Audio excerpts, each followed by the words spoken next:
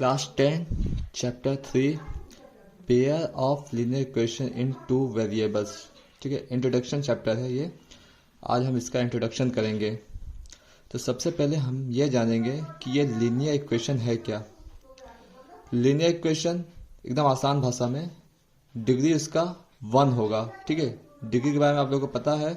कोई भी इक्वेशन के ऊपर जो डिग्री होता है हाईएस्ट, वो उसका डिग्री कहलाता है। ठीक है, तो जो इसका डिग्री है वो 1 होना चाहिए। ठीक है, 2 3 4 नहीं होना चाहिए, ओनली 1।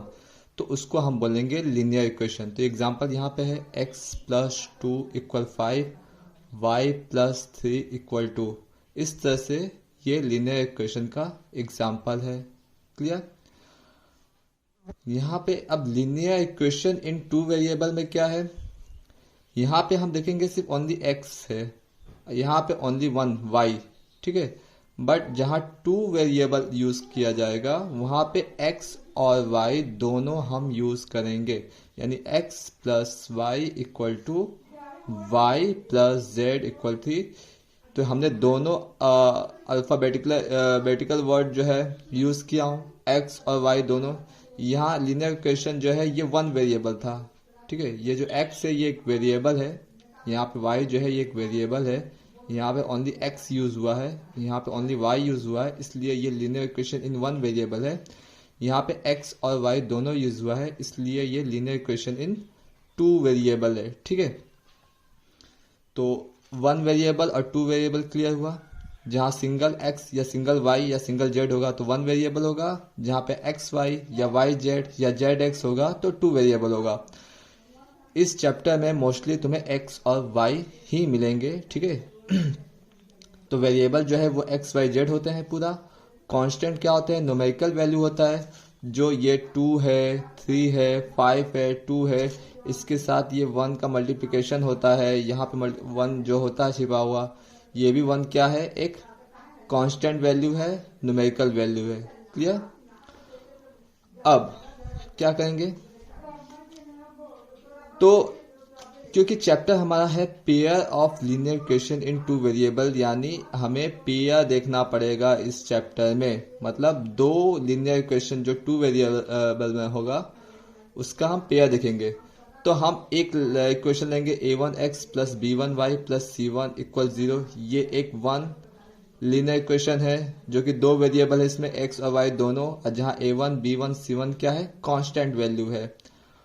वहीं दूसरा इक्वेशन है a2x + b2y + c2 = 0। ये दूसरा वेरिएबल है, दूसरा लीनियर इक्वेशन है जहाँ पे 2 वेरिएबल है x और y, और a2 b2 c2 ये क्या है, कांस्टेंट वैल्यू है।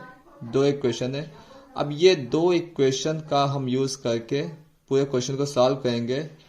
सबसे पहले ग्राफिकली जो है क्वेश्चंस होते हैं जो ग्राफ पे बनाए जाते हैं उसको हम देखेंगे।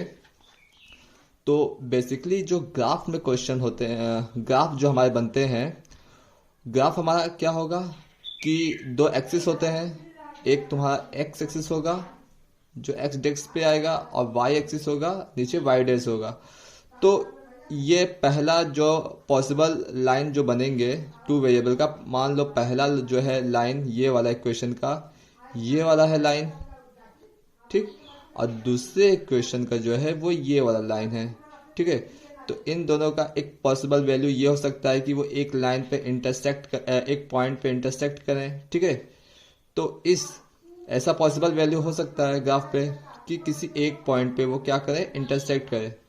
तो अगर वो इंटरसेक्ट करते हैं तो उसका सिर्फ और सिर्फ एक ही सोल्यूशन बनेगा। ठीक है, एक्स और वाई का सिर्फ एक सोल्यूशन बनेगा, एक सोल्यूशन बनेगा जो दोनों इक्वेशन को सेटिस्फाई करेगा।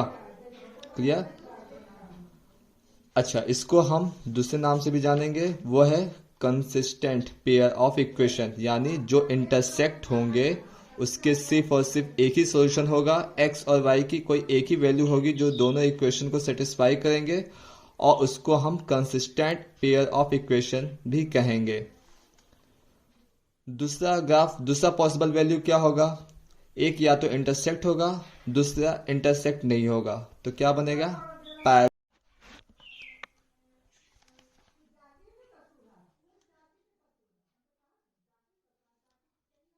अब दूसरा इक्वेशन, दूसरा पॉसिबल वैल्यू। तो दूसरा पॉसिबल वैल्यू हमारा जो होगा, पहला जो है इंटरसेक्ट होगा, तो दूसरा क्या हो सकता है, वो इंटरसेक्ट नहीं होगा तो क्या पॉसिबल होगा, पैरेलल होगा।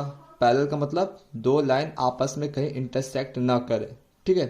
तो ग्राफ पे हमारा अगर इस तरह से लाइन बनता है, ठीक है, पैरेलल लाइन बनता है जो कहीं पे भी ना कटे, तो वो तो पैरेलल हो जाएगा, सीधी बात। तो उसका जो है कोई सोल्यूशन नहीं होगा, यहाँ हम उसको डिफाइन करेंगे नो सोल्यूशन, ठीक है। यानी अब यहाँ पे कहीं इंटरसेक्ट ही नहीं करेगा तो सोल्यूशन बनेगा नहीं, तो इसको हम कहेंगे नो सोल्यूशन, और इसका दूसरा नाम भी हम कहेंगे inconsistent pair of equation. Clear, inconsistent pair of equation. ये उसको कहेंगे जो पैरेलल होंगे, यानी जब हम ग्राफ पे इक्वेशन बनाएंगे, इसी इक्वेशन की पॉसिबल वैल्यू अगर हम ये बनता है, पैरेलल बनता है, तो हम उसको डिफाइन करेंगे कि ये इसका कोई सोल्यूशन नहीं है, नो सोल्यूशन है, और इसको हम इनकंसिस्टेंट कहेंगे। क्लियर, अगर पैरेलल लाइन बनता है तो। तीसरी पॉसिबल वैल्यू क्या होगी, तीसरी पॉसिबल वैल्यू हमारी हो सकती है कि जो पहली इक्वेशन की लाइन है उसी के ऊपर दूसरे इक्वेशन की लाइन जो है वो कोइंसिडेंट करे, ठीक है, यानी ओवरलैप करे, उसी के ऊपर वो लाइन जो है लाई करे। क्लियर, यानी पहला इक्वेशन जो हमने बड़ी वाली लाइन ली है उस पे दूसरा इक्वेशन जो हमने छोटी वाली लाइन ली है, ठीक है, उसी पे लाई कर रहा है। तो ऐसे जो स्ट्रक्चर, जो ग्राफ हमारा बनता है उसको हम कोइंसिडेंट कहेंगे, ठीक है। और इसके जो सोल्यूशन है वो इनफाइनाइट होंगे, यानी मेनी सोल्यूशंस, ठीक है, बहुत सारे सोल्यूशन होंगे, क्योंकि हर एक पॉइंट पे ये कहीं ना कहीं मिल रहा है एक दूसरे से, तो बहुत सारे इनफाइनाइट सोल्यूशन बनेंगे। और इसका दूसरा नाम जो है वो डिपेंडेंट है, ठीक है, डिपेंडेंट पेयर ऑफ इक्वेशन होंगे।